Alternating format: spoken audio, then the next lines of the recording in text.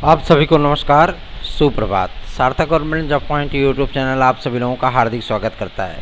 यदि चैनल पर नए हैं तो चैनल को सब्सक्राइब, वीडियो को लाइक, शेयर ये 3 कार्य कर लीजिए और बेल आइकन दबा करके रखेंगे तो आपको नोटिफिकेशन मिल जाएगा और आप उसे शेयर कर सकेंगे। याद रखिए, सार्थक government job point YouTube channel जितनी भी बातें आप सभी लोगों को बताता है वो हमेशा से ही सत्य और प्रमाणिक होती रही हैं, ठीक है ना।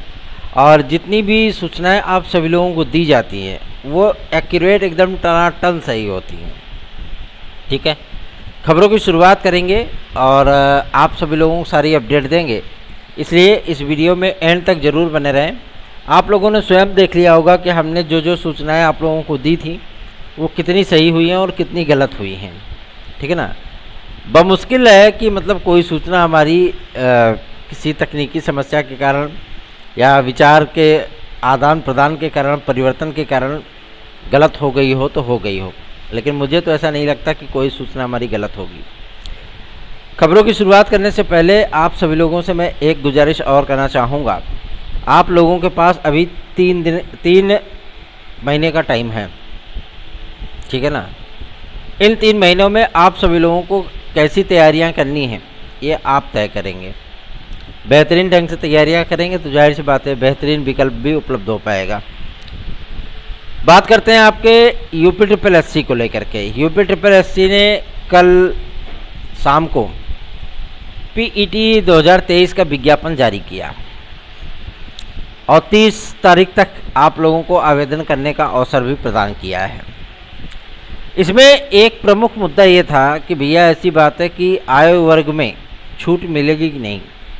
कल की कैबिनेट मीटिंग की एक खास वजह भी थी जिसमें एज लिमिट रिलैक्सेशन को लेकर के एक प्रस्ताव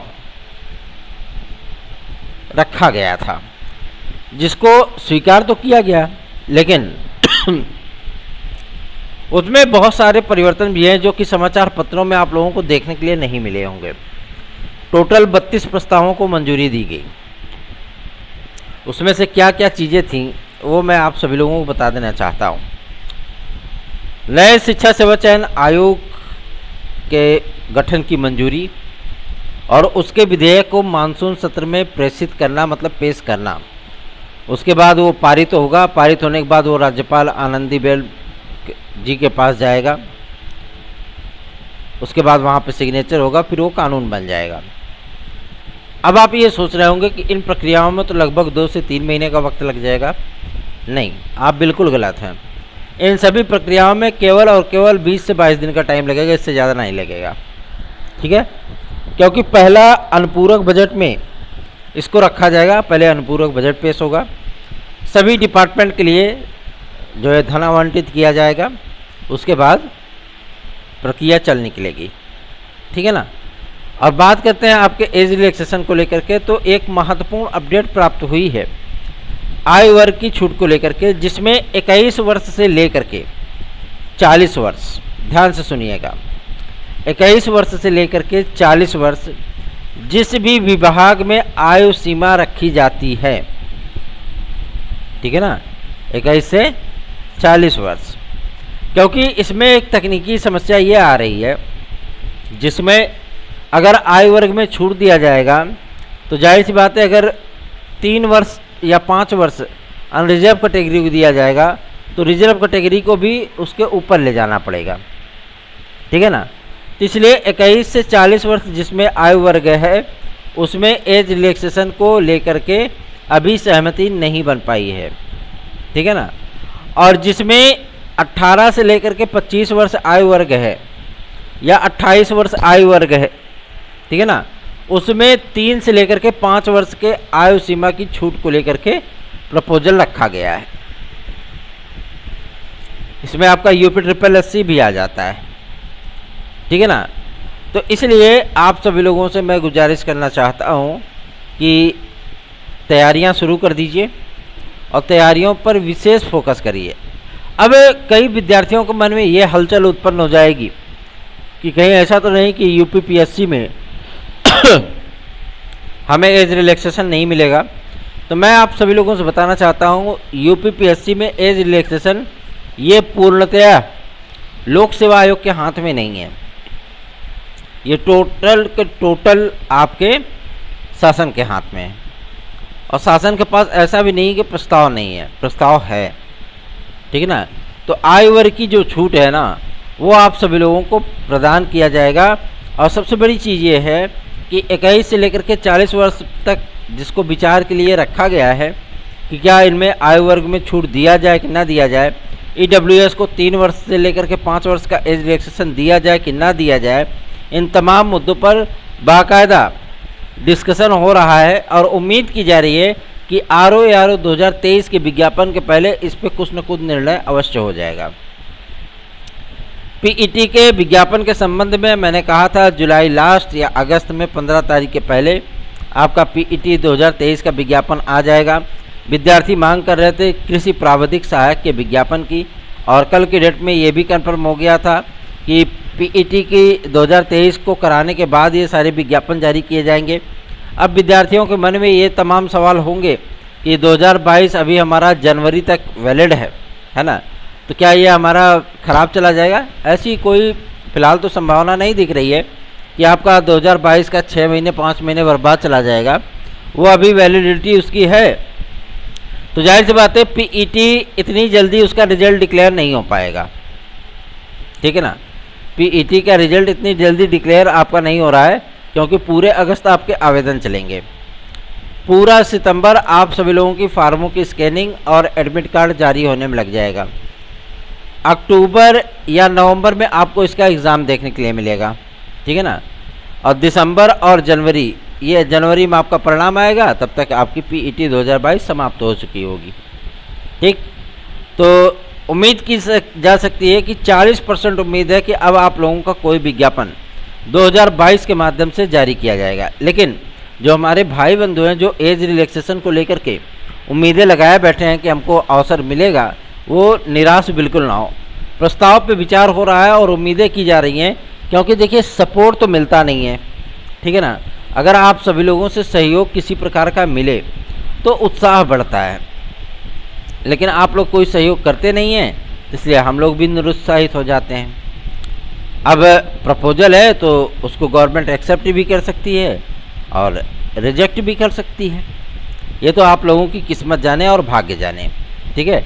लेकिन हम लोगों ने जो प्रयास किया है उसमें बहुत से जनप्रतिनिधियों को लेकर के हम लोग आगे बढ़े हैं और उनके माध्यम से हम लोगों ने ज्ञापन प्रसिद्ध करवाया है। तो उम्मीद की जा सकती है कि आप लोगों के लिए कुछ न कुछ बेहतरीन सा देखने के लिए मिलेगा, ठीक है ना। चलिए आगे बढ़ते हैं।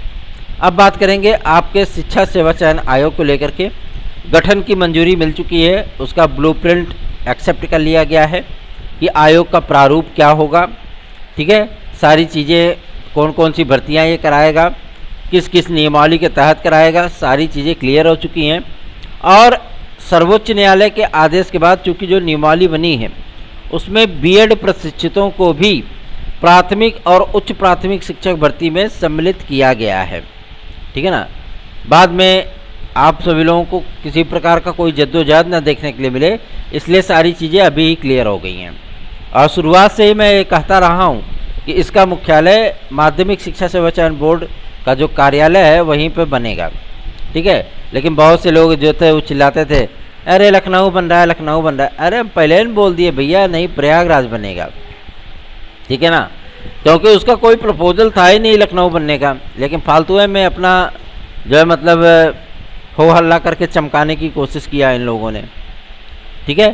तो UPSSC अब PET का आवेदन दिया है, तो आप सभी लोग आवेदन करिए और आवेदन करने के साथ साथ ही तैयारियों में जुट जाइए। यदि आप लोगों को PET 2023 में 100 में से 90 या 95 क्वेश्चन तक करना है तो PET का सुपीरियर नोट्स आप सभी लोग हमारा 830 32 72 282 इस व्हाट्सएप नंबर पर प्राप्त कर सकते हैं। नॉर्मलाइजेशन हो या आप जब सेफ स्कोर कर लेंगे ना, तो कितना भी नॉर्मलाइजेशन हो आपको कोई फ़र्क पड़ने वाला नहीं है, ठीक है। और इस बार की जो परीक्षाएं होंगी वो आप सभी लोगों को 4 पालियों में नहीं बल्कि 6 से 8 पालियों में देखने के लिए मिलेगा। मतलब 3-4 दिन तक लगातार आप लोगों के एग्ज़ाम 2-2 पालियों में कराए जाएंगे, क्योंकि इस बार एक्सपेक्ट किया जा रहा है कि तकरीबन 40 से 45 लाख विद्यार्थी इसमें आवेदन कर सकते हैं, ठीक है ना। भाई समूह ग और घ की भर्तियों के लिए यूपीएससी ने पीईटी अनिवार्य कर रखा है। तो इस बार चाहे वो मेडिकल सेक्टर की भर्तियां हो, चाहे वो इंजीनियरिंग सेक्टर की भर्तियां हो, चाहे वो आपके परिवहन विभाग की भर्तियां हो, स्वास्थ्य विभाग की भर्तियां हो, ठीक है ना, कृषि विभाग की भर्तियां हो, तमाम ऐसी वैकेंसीज जो कि यूपीएससी के माध्यम से आती हैं, उन तमाम भर्तियों में आप सभी लोगों को रिलैक्स मिलेगा। आप लोग पीईटी क्वालिफाई कर लीजिए, ठीक है।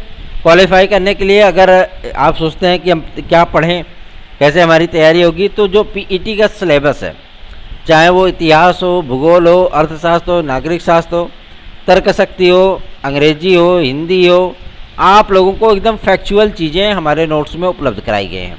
उसको प्राप्त करिए और बेहतरीन तैयारियाँ अपनी शुरू करिए। वीडियो और एग्ज़ाम की जो सीट है उसका भी आप लोगों को चेकिंग अप देखने के लिए मिलेगा और बहुत जल्दी ही आप लोगों का परिणाम, क्योंकि बहुत तीव्र गति से आप लोगों की ओएमआर चेक हो रही है, ठीक है ना। बहुत से विद्यार्थियों ने जो ओएमआर वगैरह गलत भर दिए थे, ठीक है, और उसमें वाइटनर या मतलब खुरुच उरुच दिए थे, उनको दिक्कतों का सामना करना पड़ेगा, क्योंकि ऐसा सॉफ्टवेयर डेवलप किया गया है वो आपकी ओएमआर को तुरंत ही रिजेक्ट कर दे रहा है, ठीक है ना। तो जिन्होंने रोल नंबर में गलतियां की, ओएमआर सीरीज में गलतियां की, बुकलेट नंबर में गलतियां की, या मतलब सिग्नेचर वगैरह में गलतियां की हैं, ठीक है ना, उनका कल्याण हो चुका है, उनका कल्याण हो भी रहा है, ठीक है। तो आप लोगों का ये रिजल्ट अक्टूबर लास्ट वीक में जारी हो जाएगा, ठीक। निश्चिंत होकर के आप सभी लोग अपनी तैयारियां शुरू कर दीजिए और आगे की भर्तियों को देखिए। सबसे बड़ी चीज़ ये है कि जो आपका वीपीओ अर्थात ग्राम पंचायत अधिकारी के जो पद का विज्ञापन आया था, उन तमाम पदों को लेकर के भी एग्ज़ाम की तैयारियां शुरू हो चुकी हैं। सेंटरों का निर्धारण, उनकी उपलब्धता पर विचार किया जा रहा है और उम्मीद की जा रही है कि आप लोगों को अक्टूबर लास्ट या नवंबर में ये परीक्षा देखने के लिए मिलेगी। तो अभी आप लोगों के पास 3 से 4 महीने का वक्त है। चाहो तो बेहतरीन तैयारी करके आप लोग अपना कल्याण कर सकते हो, ठीक है ना, क्योंकि सितंबर, अक्टूबर और नवंबर ये 3 महीने आप लोगों के लिए बेहद महत्वपूर्ण है। इन्हीं 3 महीनों के भीतर आप लोगों का वीपीओ का एग्ज़ाम हो जाएगा, ठीक। तैयारियों में जुट जाइए अगर जिन्होंने फॉर्म भरा हो इसमें, ठीक है ना। चलिए आगे बढ़ते हैं।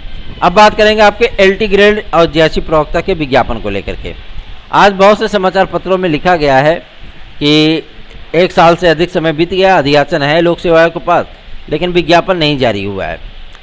अगर लोक सेवा आयोग थोड़ी दिन और इसको डिले करता है, ठीक है ना, विज्ञापन को, तो जाहिर सी बात है कि यह मुमकिन है कि आप लोगों का एलटी ग्रेड और जेएससी प्रवक्ता का विज्ञापन नए शिक्षा सेवाचयन आयोग के पास चला जाए, ठीक है ना, क्योंकि इसके गठन का जो प्रस्ताव है उसमें राजकीय सेक्टर के विद्यालयों को भी सम्मिलित करने का प्रस्ताव था, लेकिन इसको फिर से प्रपोजल भेजा जा सकता है कि इसको भी एक्सेप्ट कर लीजिए, ठीक है। अब आप इस उहापोह में पड़ जाएंगे, कहीं ऐसा ना हो कि आयोग के माध्यम से आ जाए, तो आप लोगों को चिंतित होने की ज़रूरत नहीं है, सार्थक है ना, क्या दिक्कत है। आप लोगों को इसमें टेंशन लेने की आवश्यकता नहीं है। बहुत से लोगों ने आप सभी लोगों से कहना शुरू कर दिया था कि भैया एलटी ग्रेड जेएससी प्रवक्ता आपका शिक्षा सेवाचयन आयोग कराएगा। हमने पहले ही कह दिया नहीं भैया, ये लोक सेवा आयोग से ही आएगा, ठीक है ना। और लोक सेवा आयोग के आज सचिव महोदय से मुलाकात करने का वक्त मिला है। आज हम लोग मुलाकात करेंगे और उनसे ये जानने का प्रयत्न करेंगे आखिर एलटी और जीआईसी के साथ ही इतना बड़ा अन्याय क्यों, है ना। और रही बात आपके पीजीटी 2016 के विद्यार्थियों को लेकर के, तो पीजीटी 2016 के जो हमारे भाई बहन हैं, आज उनकी काउंसलिंग है, ठीक है। और सबसे बड़ी चीज़ ये है कि जिन जिन पदों पर आपका वेरिफिकेशन इनकम्प्लीट था, मतलब वो पद रिक्त रह गए थे, टीजीटी का जो वेरिफिकेशन है उसके सभी सूचनाएं प्रेषित कर दी गई हैं और उन तमाम पदों का वेरिफिकेशन स्टार्ट कर दिया गया है। उम्मीद की जा रही है कि 10 से लेकर के 12 तारीख के बीच में टीजीटी पीजीटी 2016-2021 के पदों का वेरिफिकेशन कंप्लीट हो जाएगा। उसके बाद कोर्ट पे नज़रें होंगी, ठीक है ना। कोर्ट पे नज़रें होने के साथ साथ ही मैं आप लोगों को बता दूं कि याचिकाएँ क्लियर होंगी, फिर उन विद्यार्थियों का पूरा डेटा शिक्षा निदेशालय प्रेषित किया जाएगा कोर्ट के आदेश पे। उसके बाद फिर आप लोगों का टन टनाटन हो जाएगा, कोई दिक्कत नहीं है, ठीक है ना। और तैयारियां बेहतरीन ढंग से करेंगे तो जाहिर सी बात है सफलता भी मिलेगी। और अब आप लोगों की प्राथमिक शिक्षक भर्ती और एडेड जूनियर संस्कृत माध्यमिक विद्यालयों की भर्ती, ये तमाम भर्तियां आप लोगों की अब डिक्लेयर हो गई हैं। पहले संविदा बेस पे शिक्षक रखे जाते थे, आप लोगों को पता होगा, संस्कृत माध्यमिक विद्यालयों में, लेकिन अब वो परमानेंट रखे जाएंगे शिक्षा सेवा चयन आयोग के माध्यम से। नो टेंशन, काम झटपट होना चाहिए। आप सभी लोग तैयारियां शुरू कर दीजिए ताकि आप लोगों को भी सफलता इस बार अर्जित हो सके। TET CTET super TET TGT PGT LT UP यूपी कांस्टेबल खंड शिक्षा अधिकारी यूपी SSSC की किसी भी भर्ती परीक्षा में सम्मिलित होने और उसमें निश्चित सफलता प्राप्त करने के साथ साथ यदि आप लोग बिहार शिक्षक भर्ती और पीईटी प्रारंभिक अर्हता परीक्षा में इस बार एप्लीकेंट बनना चाह रहे हो या बने हो तो आप हमारे नोट्स पढ़िए, आप लोगों को 100% सफलता प्राप्त होगी। यदि आप सभी लोगों ने टीजीटी पीजीटी 2016-2021 में आप एप्लीकेंट थे, आपने फॉर्म भरा था, एग्ज़ाम दिया था, आप हमारी याचिका से जुड़ सकते हो। यदि आपने काउंसलिंग कराई थी कि आपका नहीं हुआ तो आप हमारी याचिका में आ जाइए, आपका कल्याण हो जाएगा। अदरवाइज़ आपकी इच्छा है, आपकी मर्जी है, क्या कुछ करना है क्या कुछ नहीं करना है, भविष्य आपका, फैसला आपका, वो आपके ऊपर है। यदि जुड़ना चाहते हैं तो 830 32 72 282 इस व्हाट्सएप नंबर पर आप लोग कनेक्ट हो जाइए। ठीक, जुड़ जाइए, कल्याण होना तय है। चलिए आगे बढ़ते हैं। अब बात करेंगे आपके यूपी कांस्टेबल में एज रिलैक्सेशन को लेकर के। ये तो क्लियर है कि यूपी कांस्टेबल और यूपी एसआई में आयु वर्ग की जो मैक्सिमम एज लिमिट होती है वो कम होती है, ठीक है ना।